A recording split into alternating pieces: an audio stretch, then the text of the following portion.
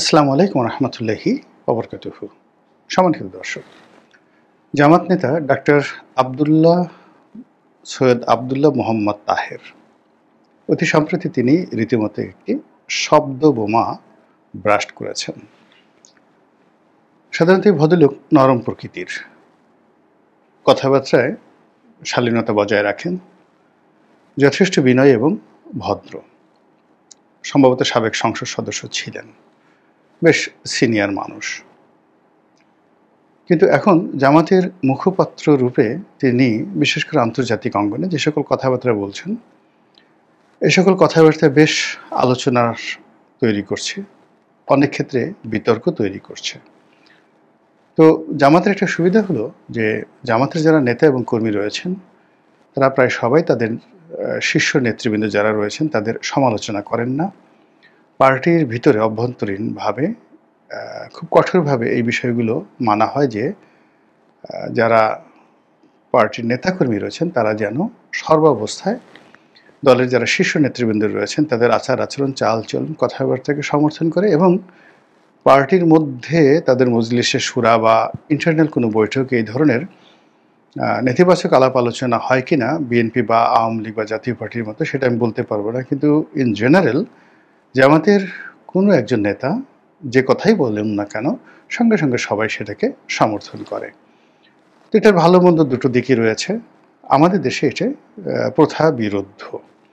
তো সেই দিক থেকে কি হলো যে জামাতের যারা নেতৃবৃন্দ রয়েছেন তারা যে কথাগুলো বলছেন, তাদের যে বিশাল বট বাহিনী, তাদের যে সমর্থক বাহিনী, তাদের যে শিবির কর্মী যারা রয়েছে তারা সবাই এক বাক্যে জিন্দাবাদ বলছেন, এক বাক্যে সমর্থন জানাচ্ছেন, সুবহানাল্লাহ আলহামদুলিল্লাহর বন্যা বয়ে দিচ্ছেন।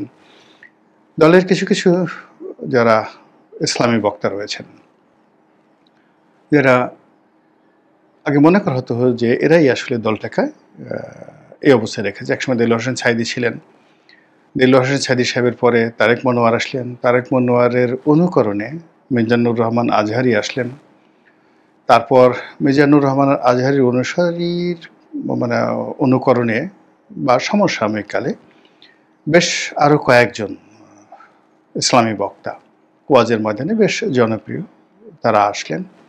তো এদের মধ্যে বেশ কয়েকজনকে আগামী ইলেকশনে মনোনয়ন দেওয়ার ব্যাপারে জামাত সিদ্ধান্ত নিয়েছে এবং অনেককে প্রার্থী হিসেবে ঘোষণাও দিয়েছে।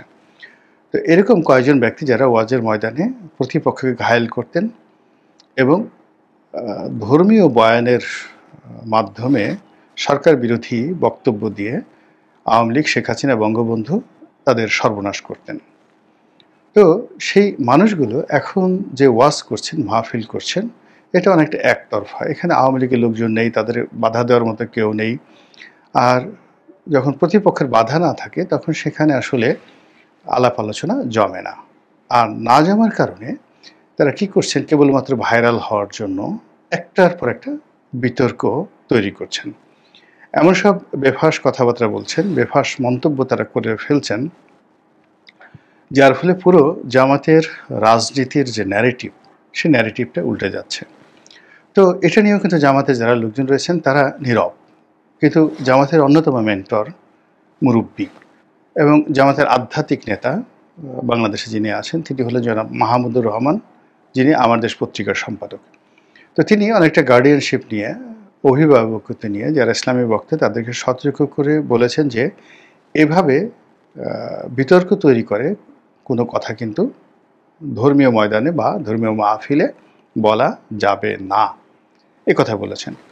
অন্যদিকে ডক্টর পিনাকি ভট্টাচার্য দেশের বাইরে থেকে তিনিও যথাসম্ভব তাদেরকে নার্সিং করার চেষ্টা করছেন, কিন্তু কাজের কাজ হচ্ছে না। তারা তাদের যে নিজস্ব যে গতি, সেই গতি অনুযায়ী কাজ করছেন। এবং প্রথম থেকে দেখা গেল যে আরও একজন ইউটিউবার রয়েছে যে সাধারণত খুবই নিম্নমানের, একেবারে নিম্নমানের।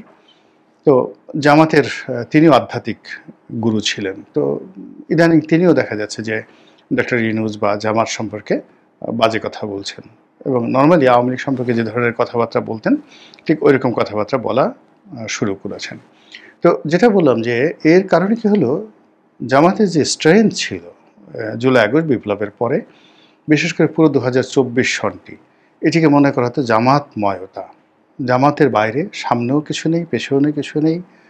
আগামীতে জামাতই থাকবে, জামাতই রাষ্ট্র পরিচালনা করেছে এবং জামাত যখন চাইবে তখন নির্বাচন হবে এবং তাদের সেই হুকুমতকে চ্যালেঞ্জ করে কোনো নির্বাচন হওয়া সম্ভব নয়। এরকম যখন একটা ট্রেন্ড চলে আসলো, সেটা 2025 সনে এসে নানা কারণে মুখ থুবড়ে পড়লো। এর অন্যতম কারণ মূলত সরকারের ব্যর্থতা। সরকার যেহেতু জামাত চালাচ্ছে, এরকম একটা ন্যারেটিভ তৈরি হয়ে গেছে। সচিবালয়ের কর্মকর্তা থেকে শুরু করে আরও স্পর্শকাতর যে জায়গাগুলো রয়েছে, সেখানে শীর্ষ পদগুলো, সিদ্ধান্ত যেগুলো, যে পদগুলো থেকে খুব রাষ্ট্র পরিচালনার সিদ্ধান্তগুলো আসে, এই পদে জামাতের লোকজন ঢুকে গেছে। সেটা ক্যাবিনেট সেক্রেটারি হোক, শিক্ষা সচিব হোক, কিংবা ইলেকশন কমিশনের বড় বড় কর্তা হোক, কিংবা গোয়েন্দা সংস্থাগুলো হোক। বড় বড় গোয়েন্দা সংস্থা যাদের সম্পর্কে আলাপ আলোচনা একসময় করা যেত না, এখন তো সবাই সুযোগ পেয়ে, নতুন বিপ্লবের সুযোগ পেয়ে ক্যান্টনমেন্টকে গালাগাল করছেন, কেউ ভেঙে ফেলার চেষ্টা করছেন, কেউ উড়িয়ে দেওয়ার চেষ্টা করছেন, ডিজিএফআই ব্যান করে দেওয়ার কথাবার্তা বলছেন। কিন্তু আমরা যারা দীর্ঘদিন রাজনীতি করে আসছি, আমরা এখনও তাদেরকে ভয় পাই এবং ভয় না পাওয়ার কোনো কারণ নেই। এর কারণ হলো, যখনই যেহেতু তাদের হাতে অস্ত্র আছে এবং একটা সুসংগঠিত বাহিনী, তো সেই ক্ষেত্রে তারা হয়তো একটা ব্রিদিং স্পেস নিচ্ছে, কিন্তু যখনই তারা সময় পাবে মুহূর্তের মধ্যে মানে তাদের বিরুদ্ধে যারা যারা যে সমস্ত কর্মকাণ্ড করেছেন, প্রায় প্রত্যেকটা জিনিস কড়ায় গুন্ডায়, তারপরে সুদে এবং আসলে তারা সেটা আদায় করে ছাড়বেন। এটাই সাধারণত সামরিক বাহিনীর একটা রীতি। এমনও ঘটনা ঘটেছে যে আপনি সামরিক বাহিনীকে উদ্দেশ্য করে বা লক্ষ্য করে একটা বাজে কথা বলেছেন, একটা বাজে কর্ম করেছেন, ওটা রেকর্ড হয়ে আছে। পরবর্তীতে 20 বছর পর, 25 বছর পর, 50 বছর পর ঠিকই তাদের যারা উত্তরসূরি, তারা সেই পূর্বসূরিদের সঙ্গে যে সকল অপরাধ করা হয়েছে সেটার সাক্ষাৎ, মানে তারা সেটার প্রতিশোধ নিয়ে থাকে। ফলে কি হলো, এই জিনিসগুলো নিষ্পত্তি হয় না। যে সমস্যাটা তৈরি হয়েছিল রক্ষী বাহিনী গঠন করার মাধ্যমে আওয়ামী লীগের সঙ্গে সেনাবাহিনীর, সেই সমস্যাটা শেখ হাসিনা শত চেষ্টা করে দূর করতে পারেননি।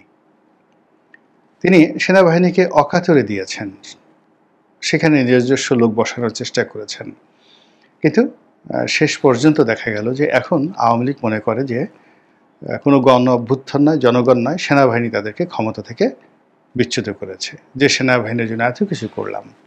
আবার এখন দেখুন, এই সেনাবাহিনীকে ঠিক রাখার জন্য, তাদেরকে খুশি রাখার জন্য বর্তমান সরকার এখান থেকে হেলিকপ্টার কিনছে, ওখান থেকে প্লেন কিনছে, ওখান থেকে যুদ্ধ বিমান কিনছে, এবং এগুলো যত বেশি কেনাকাটা হবে তত বেশি এখানে কমিশন থাকবে, লাভ থাকবে, এগুলো মেনটেনেন্সের খরচ থাকবে, অর্থনৈতিক কর্মকাণ্ড হবে, যেখানে মানুষের জন্য কর্মসংস্থান তৈরি করা যাচ্ছে না। কোনো একটা শিল্প প্রতিষ্ঠানকে যেখানে 1 কোটি টাকা ঋণ দেওয়া যাচ্ছে না, তো সেখানে 10,000 কোটি টাকা খরচ করে, 20,000 কোটি টাকা খরচ করে আমাদেরকে এখন যুদ্ধ বিমান কিনতে হবে। সেই কাদের সাথে যুদ্ধ করার জন্য আল্লাহ জানেন, আর ডক্টর মোহাম্মদ ইউনূসের সরকার জানেন। এনিওয়ে, তো এখন এই যে সরকারের যে ব্যর্থতা, বিভিন্ন ক্ষেত্রে এই ব্যর্থতার কারণে সরকারের যারা স্টেক হোল্ডার ছিলেন, এনসিপি, জামাত, এরপরে বিভিন্ন এনজিও গ্রুপ, দেশি বিদেশি বিভিন্ন দাতা সংস্থা, তার সঙ্গে সঙ্গে বিভিন্ন দূতাবাস, তারা সরকার থেকে অনেকে মুখ ফিরিয়ে নিয়েছেন, অনেকে পিছু হটেছেন, আর অনেকে পেছন থেকে টিপ্পনি কেটে বলার চেষ্টা করছেন যে আমরা তো এমনি এমনি ওদের সঙ্গে যাতায়াত করেছি, ইট ওয়াজ এ ফর্মাল রিলেশন, কিন্তু তাদের সঙ্গে আসলে আমাদের কোনো সম্পর্ক নেই। তো সেই দিক থেকে জামাতের উপরে যে অভিযোগ আছে বা ছিল, যে এরাই মূলত সরকারটিকে গঠন করেছে, এরাই সরকারটিকে পরিচালনা করেছে, এবং এই সরকারের সকল সফলতা এবং ব্যর্থতা সব কিছুর জন্য জামাত দায়ী। তো যেহেতু এই মুহূর্তে সরকার সফল হতে পারেনি, ডক্টর মোহাম্মদ ইউনূসের যে সুনাম সুখ্যাতি, এটি অনেকটা রিভার্স হয়ে গেছে, বুমেরাং হয়ে গেছে। তো সেই ক্ষেত্রে জামাত অদ্ভুত অদ্ভুত সব কাণ্ড করে চলেছে। এখন তারা সরকারের সমালোচনা করছে, ডক্টর মোহাম্মদ ইউনূসের সমালোচনা করছে, যদিও বেশিরভাগ জনগণ মনে করছে যে এগুলো সব সাজানো, তলে তলে ঠিকই তাদের সরকারের সঙ্গে সম্পর্ক রয়েছে, মূলত বিএনপিকে বিভ্রান্ত করার জন্য, জনগণকে বিভ্রান্ত করার জন্য, এবং নিজেদেরকে একটি সত্যিকার রাজনৈতিক দল জনগণের রাজনৈতিক দল, জনসমর্থিত রাজনৈতিক দল হিসেবে নিজেদেরকে প্রতিষ্ঠিত করার জন্য তারা এই ধরনের নাটক তৈরি করছে। ঘটনা যাই হোক না কেন, জামাত কিন্তু ঠিক আগের সেই জায়গাতে নেই। যেটা বলছিলাম, ডক্টর আব্দুল্লাহ মোহাম্মদ তাহের তিনি অভিযোগ করেছেন যে কিছু উপদেষ্টা, কতিপয় উপদেষ্টা, তারা সরকারের মধ্যে থেকে বিশেষ মহলের সাথে, রাজনৈতিক দলের সাথে সম্পর্ক স্থাপন করছেন। বেশিরভাগ লোক বলার চেষ্টা করছেন যে কিছু কিছু উপদেষ্টা তারা বিএনপির সাথে যোগাযোগ করছেন। আবার যারা আরও এক্সট্রিম পর্যায়ের যারা লোকজন, তারা আরও একটু এগিয়ে অনেকে বলার চেষ্টা করছেন যে অনেকে আওয়ামী লীগের সঙ্গে যোগাযোগ করছেন। কিন্তু অভিযোগগুলো খুব সাংঘাতিক। এর কারণ হলো এই উপদেষ্টা মণ্ডলীতে যারাই আছেন বা ডক্টর মোহাম্মদ ইউনূসের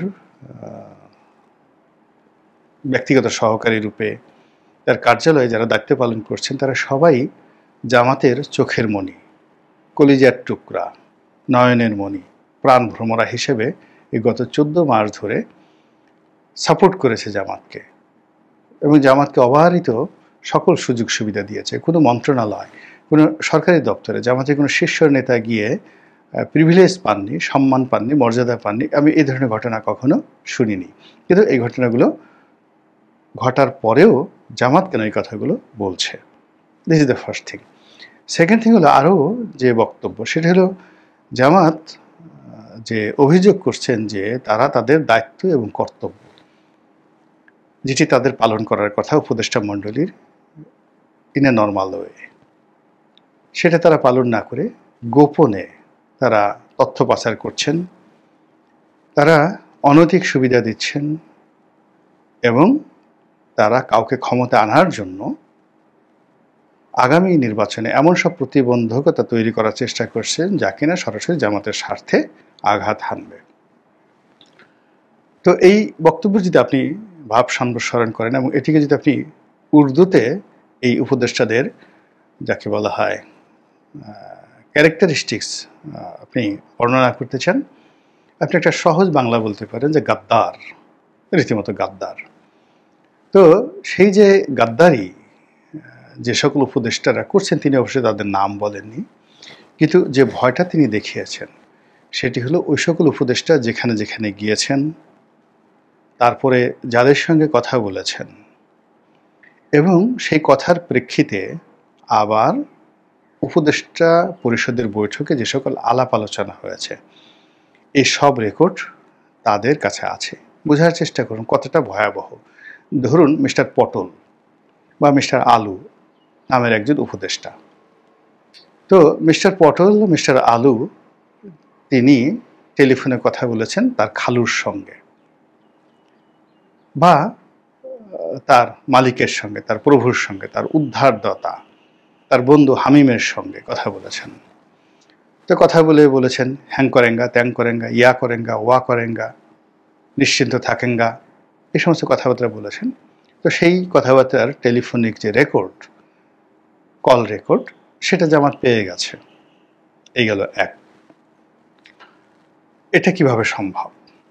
তাহলে বুঝুন যে জামাতি কানেকশনটা কোন পর্যায়ে চলে গেছে, যে এই ধরনের উপদেষ্টাদের মানে একজন মন্ত্রী পর্যায়ের কর্মকর্তাদের কল রেকর্ড তারা পেয়ে গেছে। প্রশাসনের কোন জায়গাটাতে, কোন স্পর্শকাতর জায়গাটাতে তারা আছে এক, অথবা প্রশাসনের স্পর্শকাতর জায়গাগুলো কতটা চিসিং ফাঁক হয়ে গেছে, ওপেন হয়ে গেছে, যে any one can do it.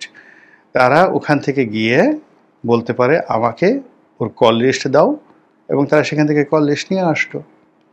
তৃতীয়ত হলো জামাতের হাতে এমন প্রযুক্তি আছে যে ইসরায়েলের যে প্রযুক্তি দিয়ে এ সকল কল রেকর্ড করা হয়, সেই কি ম্যালওয়্যার, স্পাইস ম্যালওয়্যার, এরকম কীরকম একটা সফটওয়্যার যেন আছে, যেটা আওয়ামী লীগ সরকার ইসরায়েলের কাছ থেকে কিনেছিল বলে ওই সময়টাতে ব্যাপক বদনাম হয়েছিল।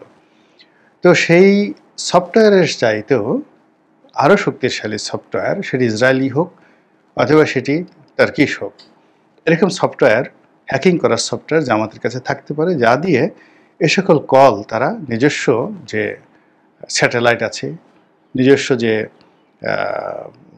ইন্টারনেট প্রোটোকল আছে, তাদের নিজস্ব যে কমিউনিকেশন টিম রয়েছে তাদের মাধ্যমে তারা এইগুলো হ্যাক করে সবকিছু তারা নিজেদের মতো করে সময় মতো ব্যবহার করার যে যোগ্যতা এটা তারা অর্জন করে ফেলেছে। তো বোঝার চেষ্টা করুন যে জামাত কোন পর্যায়ে চলে গেছে। তো এনিওয়ে এটা গেল ফার্স্ট, তারা এই কলটা রেকর্ড করতে পেরেছে বা রেকর্ড তাদের কাছে আছে বা কেউ তাদেরকে দিয়েছে। কাজে জামাত কোন পর্যায়ে আছে আপনি বোঝার চেষ্টা করুন। সেকেন্ডলি হলো যে এই আলাপ আলোচনার প্রেক্ষিতে অর্থাৎ মিস্টার আলু মিস্টার পটল তার খালুর সঙ্গে আলোচনা করেছে অথবা তার মালিক তার প্রভুর সঙ্গে তার নিয়োগকর্তার সঙ্গে আলোচনা করেছে বা যার সঙ্গে সে দহরম মহরম করে আগামীতে সেফ এক্সিট নিতে চায় তাদের সঙ্গে আলোচনা করেছে, করার পর ওই অনুযায়ী পরবর্তীতে বৈঠকে অর্থাৎ উপদেষ্টা মণ্ডলীর বৈঠকে সে আলাপ আলোচনাগুলো তারা আবার করেছে এবং তারা যে আলাপ আলোচনাগুলো করেছে সেগুলো রেকর্ডও আবার ডক্টর আবদুল্লাহ তাহের সৈয়দ, উনি সম্ভবত সৈয়দ বংশের ছেলে, তো তার কাছে আছে। তো সেক্ষেত্রে সেটা কী করে সম্ভব? উপদেষ্টা মণ্ডলীর বৈঠক মানে মন্ত্রী পরিষদের বৈঠক অত্যন্ত গোপনীয়, সেই বৈঠকের রেকর্ড তারা কীভাবে পেলেন